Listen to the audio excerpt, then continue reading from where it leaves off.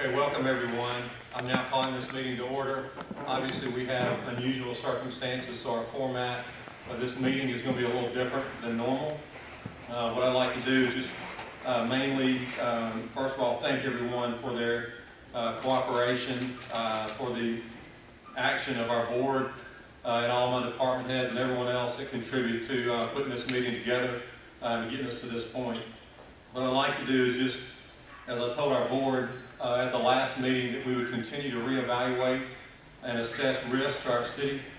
As everyone knows, this changes by the minute, so I'd like to read a statement to you and basically just kind of let you know what's changed from our last meeting until this point. As we continue to navigate through an unprecedented challenge in our world with the COVID-19 pandemic, the City of Southaven is continuously assessing new and ever-changing information by the minute. Along with my team of department heads and board of aldermen, I've been watching and studying this matter long before it reached the United States, Mississippi, and our city. We followed, promoted, and furthermore pleaded with all to heed the recommendations of President Trump, Governor Reeves, the CDC, the Mississippi Department of Health, and other public health experts in minimizing the risk of spread of this virus. We've urged our citizens not to panic, but to take this disease extremely seriously and take actions accordingly. This is not a perfect science, but instead a strategy of statistics to minimize the risk of a pandemic overrun of our healthcare facilities. Specifically, one of the key strategies in fighting this threat is social distancing by limiting mass gatherings of people. While so many of our citizens and businesses have truly risen to the occasion like we knew they would, our ongoing assessments have shown that too many continue to gather, creating a serious threat to the health and safety of our citizens and people in general. Considering this, as well as the very recent additional risk added by the influx of gatherings in our city following the City of Memphis mandates, we must take the following action. And that's why we're here today. So when we get into the recommendation, it's my recommendation to the board. We have in ordinance format. The first recommendation is that basically I'm going to paraphrase a lot of what the city attorney has written. All the board members have a copy of the temporary ordinance in front of you. But basically, all restaurant dining rooms must close and limit service to drive-through, delivery, takeout, and curbside options. All bars, gyms, theaters, salons, and recreational or amusement facilities must close. When we get into the details, let me get into the ordinance real quick, and we're going to talk about a few other details. When you get into organizations that don't meet the criteria that I just described, the following will apply. This will apply to businesses, clubs, organizations, places of worship, or other gatherings within the city's boundaries shall adhere to the guideline of the CDC to limit crowds or gatherings to no more than 10 people, with the exclusion of essential services, including but not limited to hospitals, nursing homes, post office, distribution centers, manufacturers and distributors of household goods and items for the supply chain, distributors and manufacturers of products essential for the supply chain of vital supplies, health clinics, drug stores, pharmacies, banks, grocery stores, convenience stores, gas stations, and hardware stores. There will be an exclusion for any retail stores that exceed 4,000 feet. The reason for this, obviously, is if you have 10 people, if you have more footage to spread them out, obviously it reduces the risk of the gathering. So that's the resolution. Attached to that, what we'll need the board to vote on again today would be the penalties that would go into effect for the enforcement of this within the city. So at this point, I would like to open up discussion among the board. You need a motion? Certainly. I'll make the motion. Second. Okay, we have a motion by Alderman Flores, second by Alderman Payne. Now we'll open up the floor for discussion. Mayor, I've got a quick question. You had mentioned, when you were talking about it, you mentioned like when you order food, you could walk in and pick it up, but the ordinance says curbside only pickup. what are we doing there? If someone orders something at a restaurant, can they go inside the restaurant to pick it up, or? Certainly. Takeout, we have takeout in there. We'll adjust that if not. Yeah, The here's the ordinance way. reads, all restaurants shall only serve food using drive-through, curbside only, pickup, I'll add takeout. or delivery. I like that. I'll add it. Yeah, my statement, it was listed this way: drive-through, delivery, takeout, and curbside options. So we'll And adjust that. that's probably legally out, I just wanna make sure that Yeah, that's a good question. we Yeah, made we'll adjust I'll that. add it to make it clear. It'll, the final sign copy will add takeout for clarification. Everyone understand that? What about churches? We addressed the churches in the, it's listed here in the, let me back up and read that again. Churches is listed. They govern themselves. However you want to do it. Most are online anyway. I thought you mentioned churches. We do. Yeah, we mentioned that. Okay. Yeah, churches is in there. Yeah, sorry. No problem. So we'll need, yes, sir, Alderman Gallagher? I was just gonna say that, I know that they, instituted this in some other areas, and, if the business isn't specifically named, they're not necessarily closing. City example was a furniture store, was saying that they were essential, and they aren't. Of course, and I guess by this, if there's, they can open a furniture store as long as it's got 10 or more people, but less than 10 people, correct? What about 4,000 square feet? Well, that's why we added at the end, any kind of retail operation over 4,000 square feet. Okay. And again, the thought process there is, is in line with the public health experts of, spreading out, social distancing. So if you have a larger facility, obviously you can spread 10 people out more effectively. You can spread people in general out more effectively. And what about like lawyers' offices and things like that? Is that going to be, all that kind of stuff can be done over the internet. Even insurance business, like what you and I have, can be done outside of the face-to-face parameters. We've gone ahead, we've closed our lobby off, and we got a mail slot, and that's the way we're doing business. But are we addressing that as well?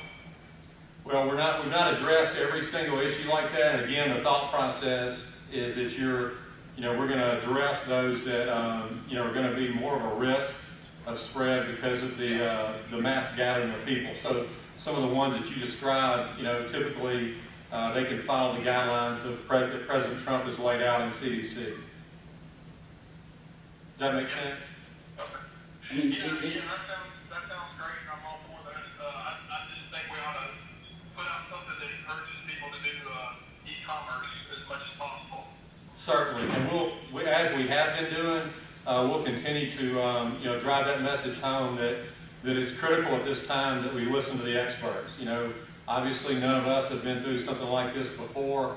This is unprecedented in our country, so it's critical for all of our people, to take the advice of public health experts at this time.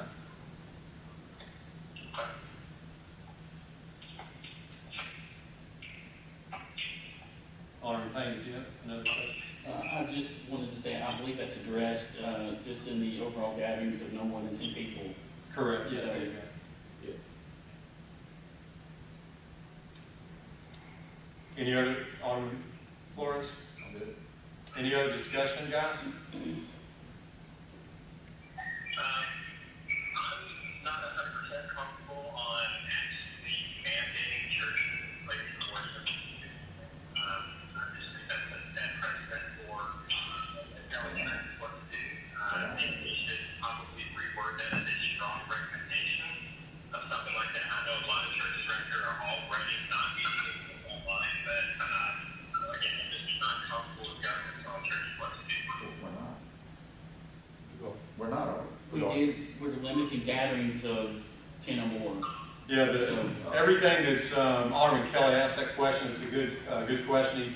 He indicated that he's uncomfortable with limiting places of worship. Again, I think the thought process there is the amount of people, and that's addressed in there. Again, consistent with CDC of limiting it to 10 or less.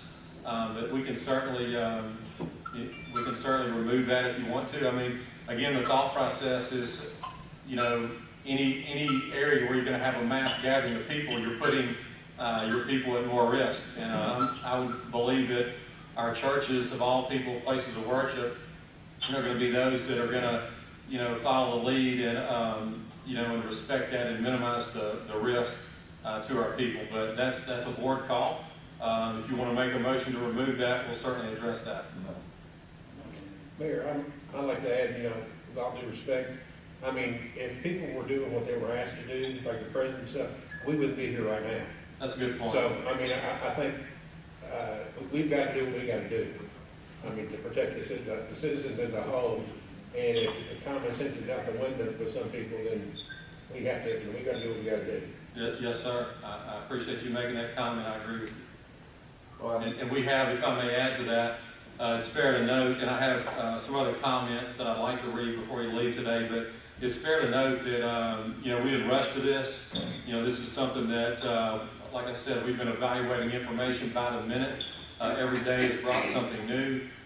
When we met on March the 17th, there was one case diagnosed or confirmed in DeSoto County. From March 17 to March 22, which is 5 days, that is now 18. So it's something that, we have given private business an opportunity. We've encouraged them. I've made many statements to this. I've been encouraging and went from encouraging and promoting information to pleading. And when I say that we've pleaded with people, to heed the advice of the public health experts, we have truly pleaded with people. And it is our role, as Alderman Hoots stated, we have to make decisions with priorities. And, public safety, we all talk about how public health and safety is our #1 priority. So we have to make decisions in line with that. And I think that's where we are at this point. Thank you for saying that. and I agree with that, and with all you said. The bottom line is most churches have gone online anyway. So the ones who haven't, at this point, we've got to step in and do what we got to do for the community. Certainly, I agree. But I respect Alderman Kelly bringing that up. So Alderman Kelly, if you'd like to make a motion, we'll definitely vote on that. I would like to make a motion to remove the mandate for places of worship and just add in there the phrasing of strong recommendation. Okay, well, we're recommending it in other areas, like I said, with promoting it all through the ordinance. So I think it would be, if it's okay with you, I think it's sufficient just to remove. I'm not trying to tell you how to make your motion. I'll do it however you ask me to do it. But we, all throughout the ordinance, we talk about that we're encouraging everyone to follow the advice of the public health experts. Yes, sir. So you, Make a motion to remove the wording of places of worship. okay, Alderman Kelly makes a motion that we remove the wording of places of worship. Is there a second?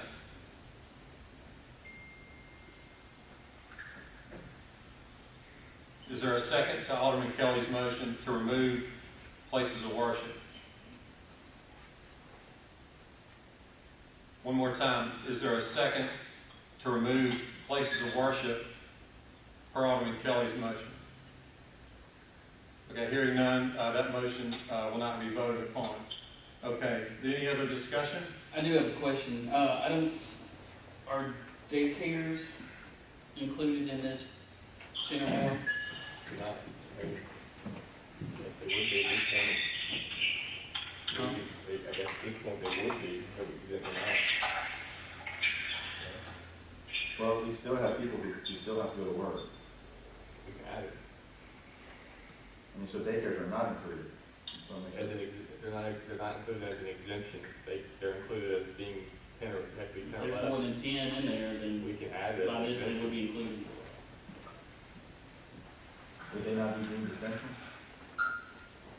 I don't know, but would they not? Yeah, you would How do think, you, but- how do you protect and exhibit social distancing at a daycare? I'm not disagreeing, but what are you going to do with the people who have to go to work and don't have no place to take their children?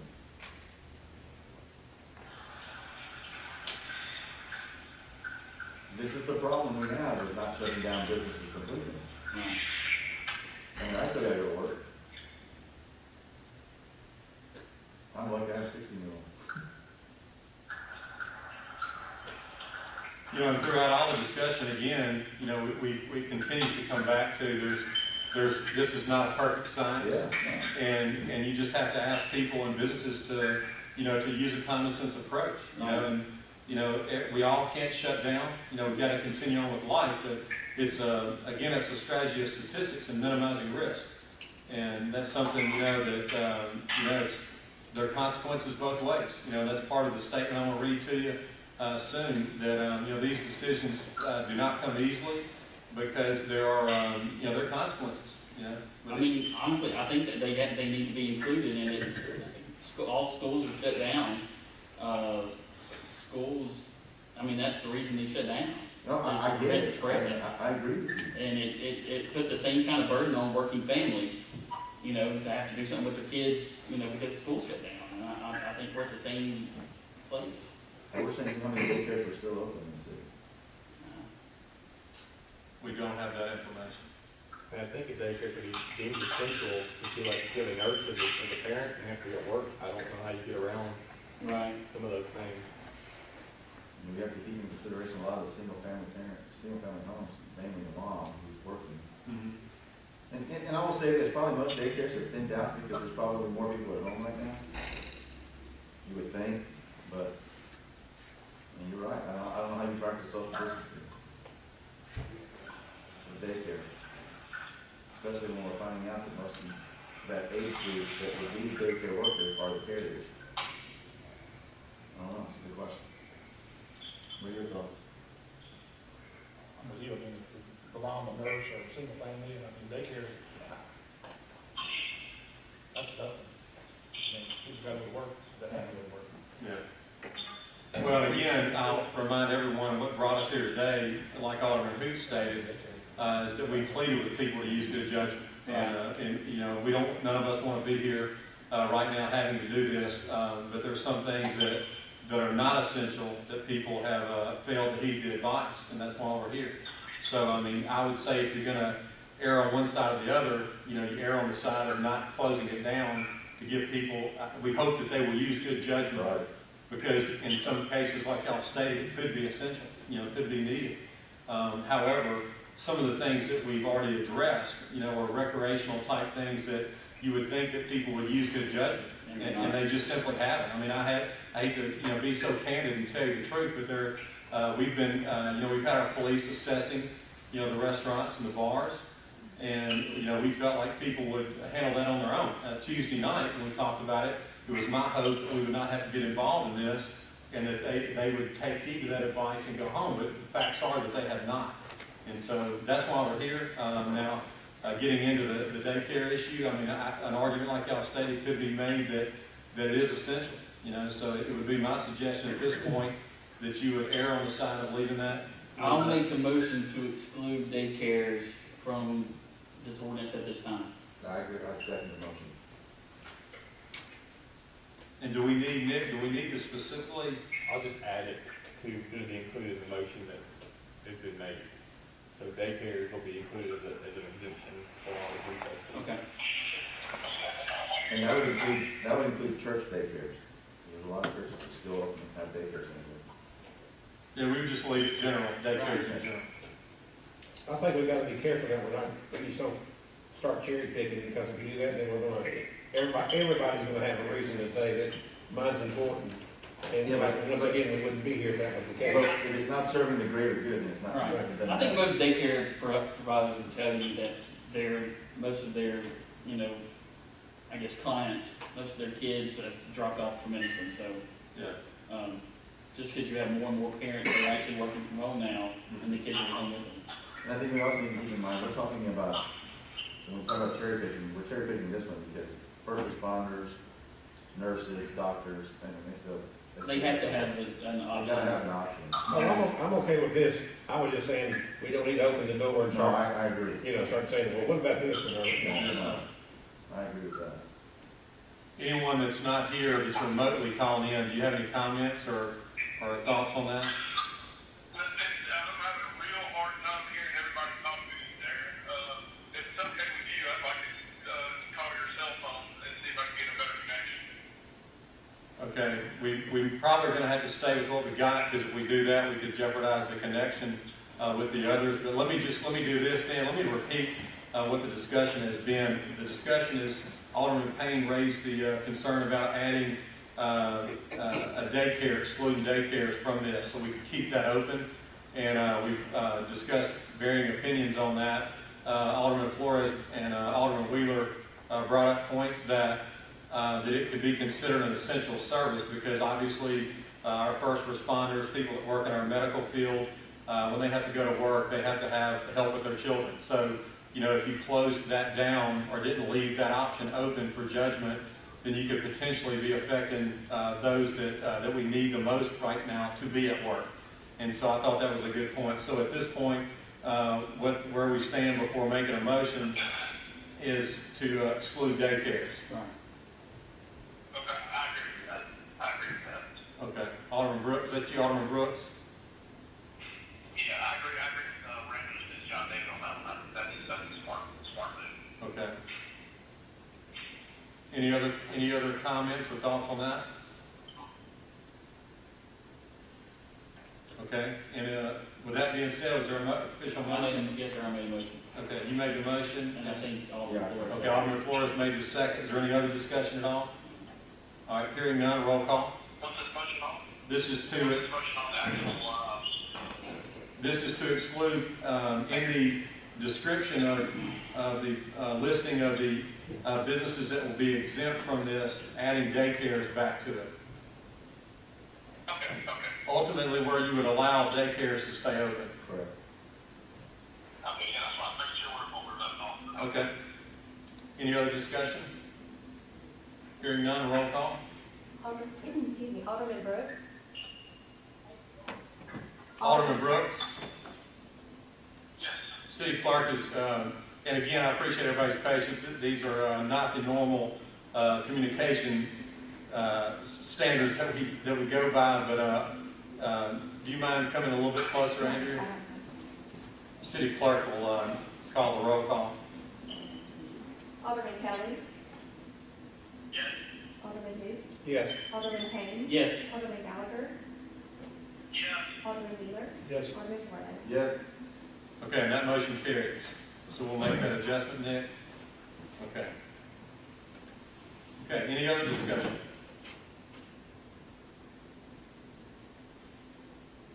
Okay, hearing none, we're going to need to go to the second part. We'll also need to, approve the enforcement of it. So all of you have, does everyone have a copy of that? Also. Okay. I'm pulling it now. Yes. Yes.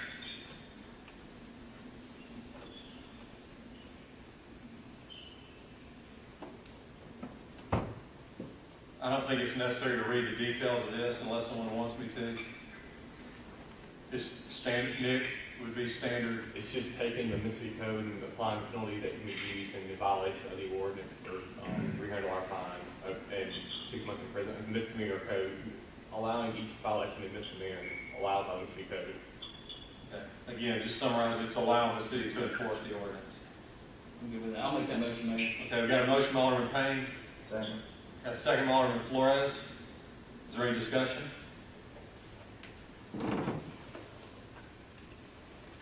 Hearing none, roll call, please. Alderman Brooks. Yes. Alderman Kelly. Yes. Alderman Hoots. Yes. Alderman Payne. Yes. Alderman Gallagher. Yes. Alderman Wheeler. Yes. Alderman Flores. Yes. Okay, that motion carries. All right, before I make closing comments, any other comments or discussion among the board? When does it start? It would start effective at 5 o'clock today. 5 p.m. today. So this essentially isn't a shelter in place per se. No. Okay. Just want to make sure we get that out there. Yeah, and I have part of my statement, I'm going to address that just a little bit. That's a good point to bring up. Any other discussion, questions? Okay, I'll make my final comments, and then we'll also we'll welcome any questions from the media after this.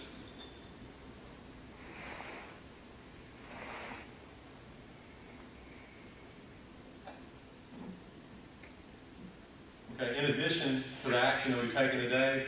I've also declared a state of emergency for our city. This in no way should be misconstrued as a need for panic, but is simply a maneuver to allow us leniency with certain laws, which further allow us to serve our citizens better and also recover unusual costs associated with these circumstances.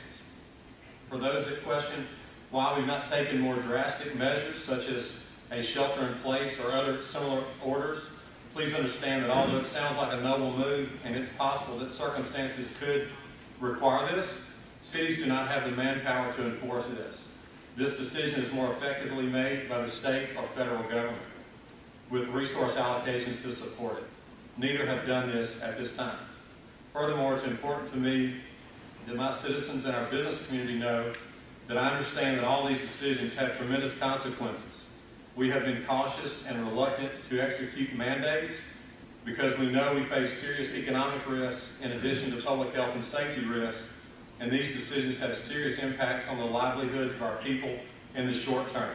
Even still, we must make difficult decisions with our priorities in line. The health and safety of our people must always be our number one goal.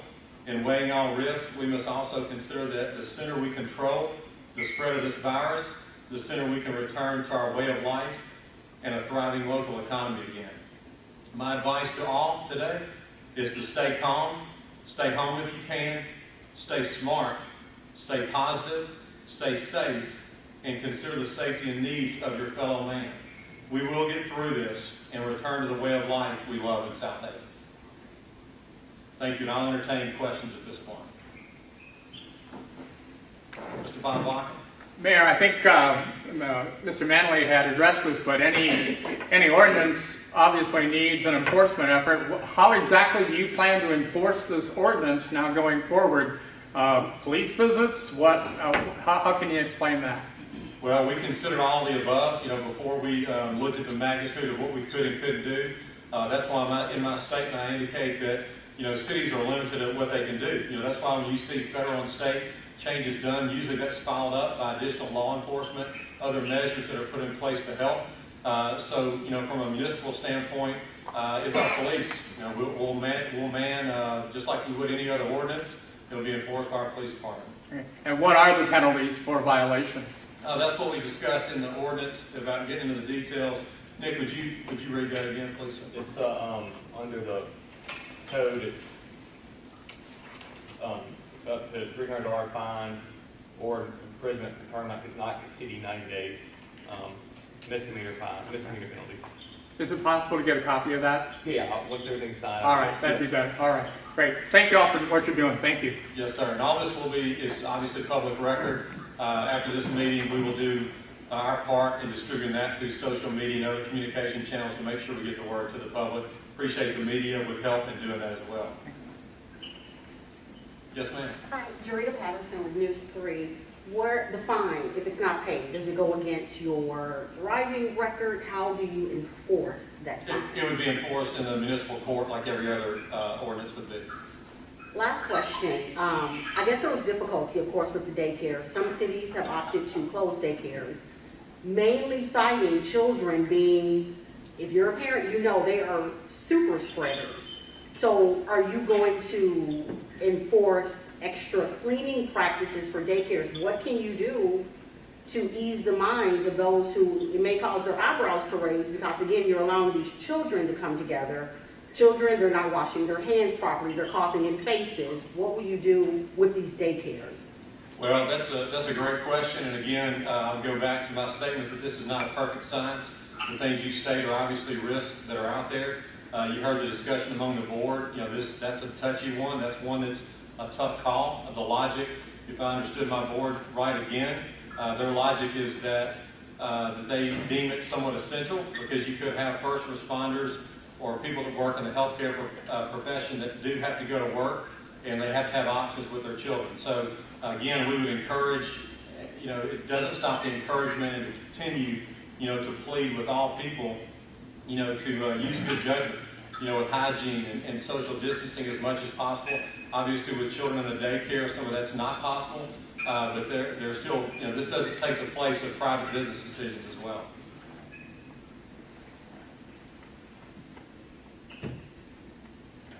Any other questions? I would like to point out, we do have Mr. Brian Hogan with Baptist Hospital in the audience. And if anyone has any questions for him at this time, we would appreciate your assistance as well. Again, like I stated earlier, we are getting reports daily from State Department of Health. It's my understanding that as of today, there are 18 confirmed cases, positive cases in DeSoto County at this time. Brian, is there any other information that you think would be relevant to this discussion?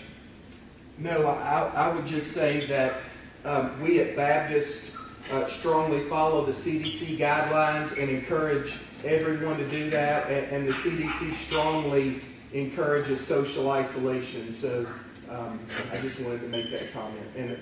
And I do agree with the seriousness of the situation and the need for action. Thank you, sir. And we appreciate all the Baptist Hospital is doing in our city. Appreciate that.